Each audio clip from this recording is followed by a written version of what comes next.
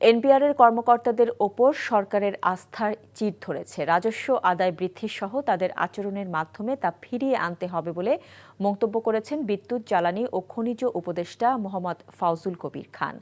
সকালে সচিবালয়ে এক সংবাদ সম্মেলনে তিনি আরও বলেন, কার প্ররোচনায় এনবিআরে আন্দোলন করেছে তা জানতে চায় না সরকার।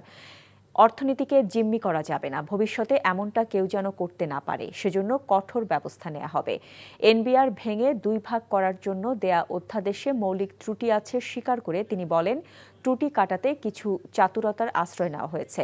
অধ্যাদেশে ত্রুটি সংশোধনে পরামর্শ দেওয়া হবে। এই যে প্রথমে একটা নিরীহ আন্দোলন, একটা কাডারের সমস্যা, কাডারের প্রসপেক্ট, তো পরে এটা কিন্তু সরকার বিরোধী আন্দোলনে পরিণত হয়েছে।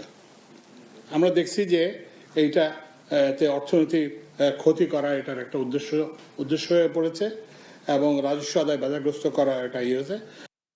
বান্ডেল থাকলে প্রতি সেনমানিতে টাকা বাঁচবে। বিকাশ সেনমানি বান্ডেল কিনে জিতুন প্রতি লেনদেনে।